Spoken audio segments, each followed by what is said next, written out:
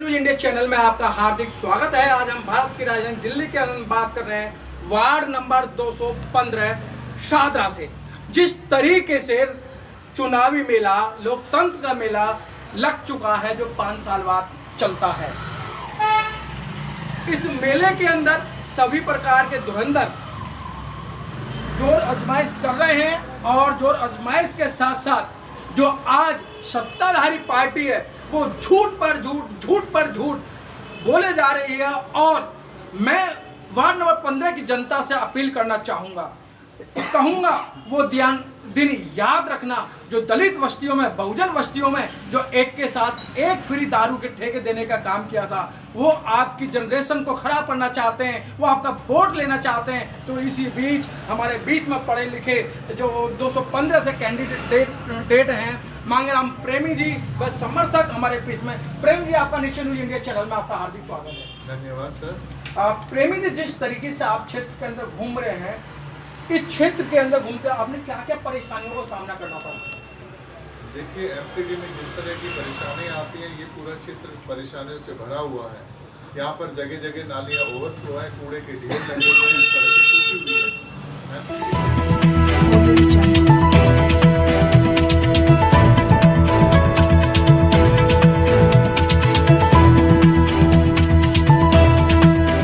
पर जो भी वक्ता ने कहा वो उसकी अपनी राय है, जिसकी पुष्टि नेशन न्यूज इंडिया नहीं करता। धन्यवाद। देखिए, हमारा पुलिस प्रशासन केंद्र के आदमी है और अगर हम जाते हैं और केंद्र हमारी एक FIR भी दर्ज नहीं करता, हम कहते हैं हम परेशान हैं, हमें टॉर्चर किया जा रहा है या हमें कोई परेशान कर रहा है, तो उनको चाहिए कि कम से कम कुछ हमारे लिए और भी कुछ नहीं तो हमारी एप्लीकेशन लेके रखें, उनको रिसीव करें, उसके ऊपर कार्रवाई करें, इंक्वायरी तो करें। हमें तो नहीं लगता कि आज तक कोई कार्रवाई हुई है। तो सर, जैसे आप जनता के बीच में घूम रहे हैं, वार्ड में घूम रहे हैं, आप दलित बस्तियों में भी जा रहे हैं और मोमडनों में भी जा रहे हैं, और मैं देखा मोमडनों की हालत तो सर वो बड़े पैमाने पे शादी के अंदर जातिवाद है। मैं खुल कर कह रहा हूँ कि बड़े पैमाने पे जातिवाद है। नालियाँ भरी पड़ी हैं, रोड टूटे हुए पड़े हैं, और इलेक्शन के अंदर जब से आचार संहिता लेके सर रोड तोड़े जा रहे हैं। इन लोगों को जितना जनता को परेशान करना है वो करें। जनता एक उचित समय है 4 दिसंबर, उसको जवाब देगी, भरपूर जवाब देगी, और इन्हें पता चलेगा कि जनता की ताकत क्या है, वोट की ताकत क्या है, जन समूह क्या चाहता है और क्या करना चाहता है। 4 दिसंबर को सब अपना अपना मत देंगे, और मैं तो सबको ये अपील करूँगा कि अपना वोट जरूर दें, चाहे वो 5 मिनट के लिए आए और वोट करें, और अपने अधिकार की लड़ाई अपने अधिकार के लिए लड़ें। तब लड़ेंगे तभी लोगों पर चलेगा कि हमारी जनता हमसे क्या चाहती है और क्या अपेक्षाएं रखती है, और जनता उन सबको नकार देगी जो झूठे वायदे और जुमलेबाजी करते हैं। तो मांगेराम जी, अगर आप जनता के अंदर जो परेशानियां हैं, जो दिल्ली को बीमारियों की दिल्ली बना दिया है, उसको मुक्त कराने में हमारा भरसक प्रयास रहेगा। मांगेराम जी, आपका अथक प्रयास रहेगा, आप अधिकारी हैं। जिस तरीके से केजरीवाल जी बिजली पानी फ्री देने की बात कर रहे हैं, अब उन्होंने एक जुमला और फेंका है कि हम हाउस टैक्स फ्री देंगे। पहले 70 वायदे और फिर उसके बाद में 10 वायदे और कर दिए हैं। देखिए, अब दोनों पार्टियों ने सिर्फ जुमलेबाजी करना सीख लिया है, और बाद में ये कहेंगे तो जुमला था। सभी लोग जनता को सिर्फ जुमले दो, आश्वासन दो, और उसके बाद भूल जाओ। दोनों पार्टियों का एक ही है, एक नागराज और एक सांपराज, दोनों एक जैसे हैं। हम जनता दोनों को जानती है और पहचानती है, अतः जनता उन दोनों में विश्वास व्यक्त नहीं कर रही है और उन दोनों का घेराव हो रहा है। हम जानते हैं कि जनता को एक स्वच्छ और अच्छा प्रशासन चाहिए। सर, जिस तरीके से ये जो पैसे में धनाड़ हैं और इनके पास बेशुमार पैसा है, 2 नंबर का पैसा है, क्योंकि अभी आपने देखा जो पीछे षड्यंत्र हुआ कि इन्होंने थाने को खरीदा, RO को खरीदा, और आप लोगों को मतलब 3-4 घंटे, अगर मैं सीधी बात करूं, कि गुमराह रखा। आपको पता नहीं क्या क्या आपके साथ में बीती, ये आप ही जानते हैं। 3-4 घंटे नहीं, 72 घंटे, 72 घंटे, 3 दिन लगे हमें जी उनकी नॉमिनेशन को रिस्टोर कराने में। तो कम से कम अगर सेना पर जवान के हाथ में बंदूक होगी तो चलाएगा, अगर बंदूक नहीं होगी तो सैनिक क्या करेगा? कुछ नहीं कर पाएगा। सर, केजरीवाल जी बार बार वायदे करें, मेरे स्कूल जाके देखें, मेरा मोहल्ला क्लिनिक जाके देखें, और क्षेत्र के अंदर घूमें, क्योंकि एक आप अधिकारी हैं, जितना आप गहराई से जानते हैं। क्या आपने क्षेत्र के अंदर जगह जगह टूटी गलियां, जब हम सर्वे कर रहे थे, और स्कूलों की हालत बाप रे बाप, कह रहे हैं कि हमने बहुत अच्छा कर दिया, आए हमसे बहस करें, तो केजरीवाल से आप बहस कर सकते हैं? हम तो दोनों से ही बहस कर सकते हैं, केजरीवाल साहब क्या, मोदी साहब क्या, क्योंकि दोनों ने सिर्फ जुमलेबाजी दी है, दोनों ने झूठे नारे दिए, झूठे आश्वासन दिए और ज़मीन पर कोई काम नहीं हुआ। अगर ज़मीन पर काम होता तो आज जनता इतनी त्रस्त नहीं होती। मैंने देखा जगह जगह जो पूर्व निगम पार्षद हैं या दूसरे जो हमारे MLAs हैं, उनका जनता घेराव कर रही है, उनके साथ घटनाएं हो रही हैं। घटना क्या, दुर्घटनाएं कहेंगे कि अगर हमारे जो MLA साहब वहाँ क्षेत्र में जाते हैं, उनके ऊपर कूड़े के ढेर फेंके जा रहे हैं कि देखो ये सफाई नहीं हो रही। अब हमारी जनता उनसे सवाल कर रही है कि आपने दवाई क्यों नहीं छिड़कवाई, आपकी नालियाँ कैसे गंदी हैं, आपकी नालियाँ क्यों नहीं बनी। तो ये एक सोचने का विषय है और हमारा इसी बात पर जोर रहेगा कि अगर हम चुनकर आते हैं तो जनता को एक स्वच्छ प्रशासन देंगे। एक जो सबसे पहला होगा कि जो कई साल से वृद्ध जो हमारे वृद्ध जन हैं, जो हमारे सीनियर सिटीजन हैं, उनकी पेंशन रुकी हुई है, पेंशन चालू नहीं हुई, तो हमारा यही प्रयास रहेगा कि उनकी पेंशन चालू की जाए ताकि वो सुगम अपने जो जीवन निर्वाह जो है सुगमता के साथ कर सके, आसानी से। लेकिन सर विश्वसनीय सूत्रों से ज्ञात हुआ है कि ये अभी जो समाज कल्याण मंत्रालय जो SCO का होता है उसमें 50,000 करोड़ रुपए का घोटाला है। 7.5 साल से इस पर कितनी मिल रही है, जिनका पेंशन नहीं मिल रही है। और जी देखिए, मैं आपको पहले ही कह चुका हूँ कि ये दोनों एक दूसरे के ऊपर दोषारोपण कर रहे हैं, काम किसी ने नहीं करना। ये दिखाई दे रहा है, दोनों जुमलेबाजी करते हैं, दोनों झूठे आश्वासन दे रहे हैं। जनता को पता चल गया है कि दोनों, मैंने अभी बताया था ना, दोनों एक से बढ़कर एक हैं, एक ठग और एक महाठग, दोनों एक दूसरे के ऊपर टोपी पहनाने ठग और एक महाठग, बाप रे बाप, जनता को ठग रहे हैं। हाँ। जनता को झूठे आश्वासन दे रहे हैं। मैं जैसे जादूगर होता है ना, 1 के 2, 2 के 4, कुछ नहीं होता, सिर्फ वो हाथ की सफाई होती है और रुपया एक ही होता है जी। 1 के 2, 2 के 4। अब जनता के हाथ जनता। तो सर आप चलते चलते जनता से क्या अपील करना चाहते हैं? जनता से मैं यही कहूंगा कि अब समय आ गया है, इन दोनों को बाहर निकाल करें, शासन स्वच्छ लाएं, प्रशासन अच्छा लाएं, ताकि ये जो गंदी नालियां हैं, जो टूटी सड़कें हैं, जो स्कूलों की व्यवस्था खराब है, जो अस्पतालों में दवाइयां नहीं है, डॉक्टर नादारद हैं, तो इनको जब तक हम वोट सही ढंग से सही आदमी को वोट नहीं देंगे, प्रशासन ऐसा ही रहेगा। तो मैं जनता का आह्वान करता हूँ, आओ सभी लोग आओ, ज़्यादा से ज़्यादा लोग आए और हाथी का बटन दबाएं। मैं तो जनता से एक बार फिर पुनः निवेदन करूंगा कि आए और जनता से निवेदन कर रहे हैं कि आने वाली 4 तारीख को हाथी का बटन दबाएं। अगर आपको किसी से बदला लेना है, ये लोकतंत्र है, लोकतंत्र में 5 साल बाद बारी आती है, लेकिन आप अगर भूल गए, अगर वोट आपने सही जगह नहीं दिया तो फिर आपको पछताना होगा। फिर आपकी बहन बेटियां सुरक्षित नहीं बच सकती हैं। तो हमारे बीच में इंदू जी भी हैं, जो पूर्व प्रत्याशी बसपा शाहदरा से हैं, विधायक प्रत्याशी रही हैं। इंदू जी, केजरीवाल के जो बस में नहीं है, बस की मैं बात सीधी सीधी कर रहा हूँ, जो उनके अंडर में नहीं आता है, MCD जो केंद्र सरकार के अंदर पहुंच गई है और फिर वो वायदे कर रहे हैं कि भाई हम जो है ये कर देंगे, आप आउट टैक्स माफ कर देंगे, बिजली का माफ कर देंगे, पानी का माफ कर देंगे। जबकि बिजली पानी का जो मुद्दा है कोर्ट के अंदर विचाराधीन है, फिर भी जुमलेबाजी। आपको पहले से मैं आपके चैनल को शुक्रिया कहना चाहती हूँ। आपको ये बताइए है कि सर, पहले तो मैं आपका धन्यवाद करूंगी और मेरा नाम चंदा है और मैं यहाँ की विधानसभा महिला और प्रेशर भी रही हूँ। तो मेरा ये है कि कोई टक्कर में नहीं है, वाकई में कोई हमारे टक्कर में नहीं है। हम उनके भारी हैं, हम उनके भारी हैं, तो हमें कभी भी नहीं, और हम यहाँ पर जीतने के लिए आए हैं और उन्हें हरा कर ही छोड़ेंगे।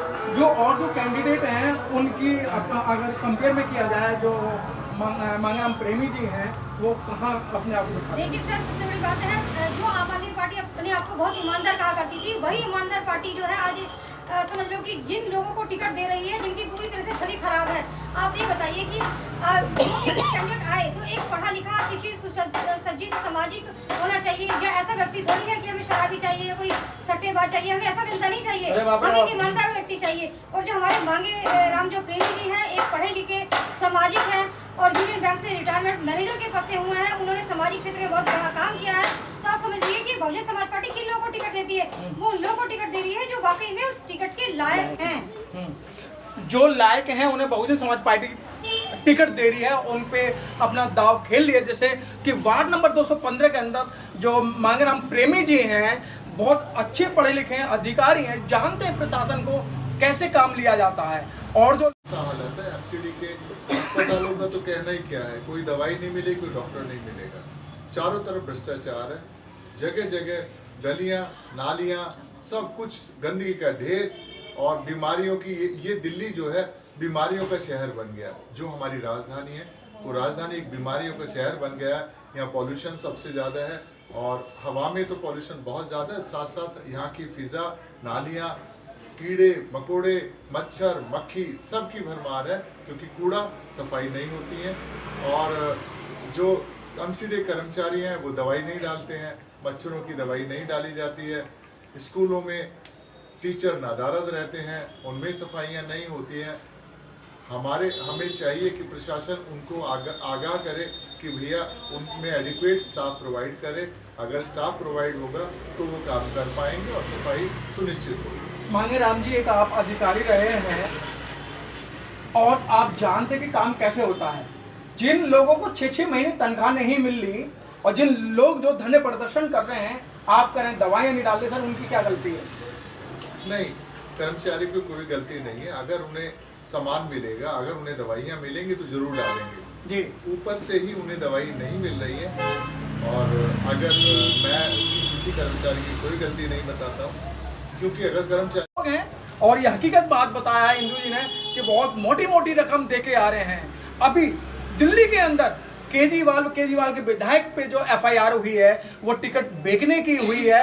और दिल्ली के अंदर तो आप जान सकते हैं कि जो आदमी पैसा देके आ रहा है, पहले वो अपने पैसे की वसूली करेगा, बाद में आपके बारे में सोचे या ना सोचे वो बहुत दूर की बात है। लेकिन प्रेमी जी आपके बीच के रहने वाले हैं, किसी भी तरीके से छल कपट नहीं है, ना पैसा देके आए हैं। बहुजन समाज पार्टी वादे नहीं करती है, काम करने में विश्वास रखती है। कैमरामैन मनीष के साथ मनोज, पिप्पल, शादरा, दिल्ली।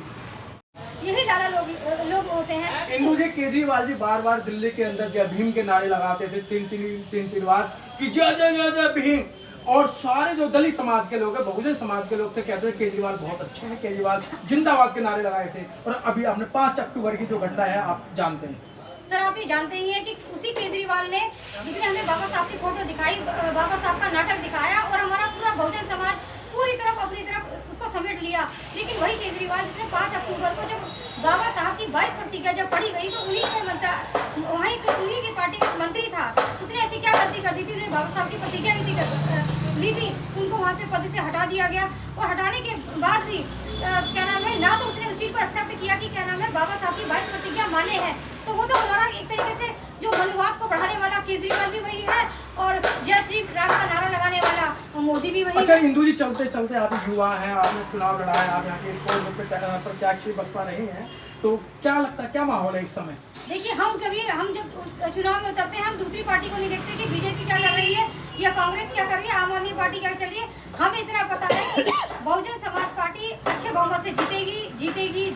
तो आपकी टक्कर किससे है? हमारी किससे टक्कर नहीं है भाई है? हम विजय अपने आप को, हमारे सामने कोई नहीं, हम अपने आप को विजय मान के चलते हैं कि हम जीत के कोई भी हमारी टक्कर में नहीं है, इतने धुरंधर पैसे वाले हैं। तमाम चीजें हैं, एक जुमला करके हम लोगों को बेवकूफ बनाया जा रहा है। तो जो बहुजन समाज के जो लोग हैं, उन बहुजन समाज के लोगों को समझना चाहिए कि जो बाबा साहब ने उनको एक वोट का जो अधिकार दिया है, उस वोट के अधिकार की कीमत को समझे। क्योंकि अगर आज नहीं समझे तो शायद अगर उनके 10 दिन आप ये कह दिए अगर वो शराब पियेंगे या किसी के बहकाव में आएंगे तो उनके जो 5 साल हैं, 5 साल उनको शायद वो रुला देंगे। लेकिन इंदू जी, आपको पता लग रहा है कि जिस तरीके से अभी जो है केजरीवाल जी ने जहाँ दलित मिलन बस्तियाँ हैं उन्होंने दारू के ठेके खुलवा दिए, एक के साथ एक फ्री दी। क्या उस पर केजरीवाल का असर नहीं जाएगा? जो दारू पीने वाले वो वोट नहीं देंगे? देखिए सबसे बड़ी बात ये होती है इसके अंदर कुछ आप जानते हैं कि जगह जगह हमारे जो बहुजन समाज होता है, जो ठेके शराब के ठेके खुलवाए जाते हैं, कहाँ खुलवाए जाते हैं? ऐसे ही इलाकों में खुलवाए जाते हैं। क्योंकि इनका मेन मकसद क्या होता है कि हमारा जो समाज है ना शिक्षित हो पाए, ना आगे बढ़ पाए। और जो युवा है, जो उन्हें रोजगार में लगना चाहिए, जो थोड़ा बहुत कमाते भी हैं, वो शराब में उड़ा देते हैं। तो ये हमारे लोगों को सिर्फ एक मारने का, खत्म करने का ये काम मतलब केजरीवाल सरकार कर रही है। और बाकी जो सरकारी भी यही काम करती हैं। तो जो बहुजन समाज पार्टी है वो चाहती है कि जैसे बाबा साहब का नारा शिक्षित बनो, संगठित रहो, संघर्ष करो, तो हमें उसी चीज़ों की शिक्षा पे जोर देना चाहिए।